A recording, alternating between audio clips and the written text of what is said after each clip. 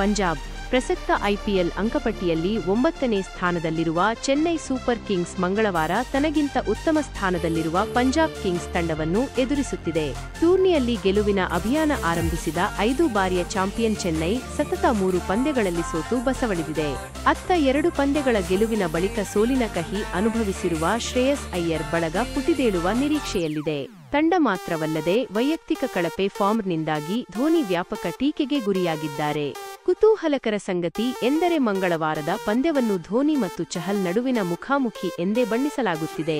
Team ಇಂಡಿಯಾದಲ್ಲಿ ಒಟ್ಟಿಗೆ ಆಡಿದ್ದ ಇಬ್ಬರು ಆಟಗಾರರು ಐಪಿಎಲ್ನಲ್ಲಿ ಇದುವರೆಗೂ 10 ಬಾರಿ ಎದುರಾಗಿದ್ದಾರೆ. ಅದರಲ್ಲಿ 5 ಬಾರಿ ಚಹಲ್, ಧೋನಿಯವರ ವಿಕೆಟ್ ಕೆಡವಿದ್ದಾರೆ.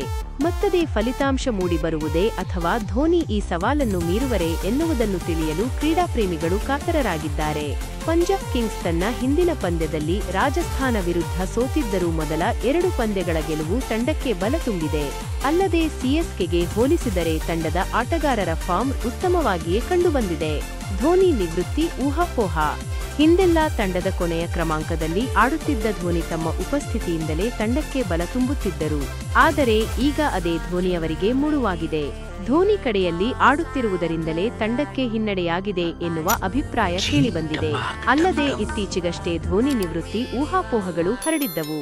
ಕಡೆಗೆ ಸ್ವತಃ ಧೋನಿ ಈ ಬಗ್ಗೆ ನಿರಾಕರಿಸಿ ಸ್ಪಷ್ಟನೆ ನೀಡಬೇಕಾಗಿ ಬಂದಿತು.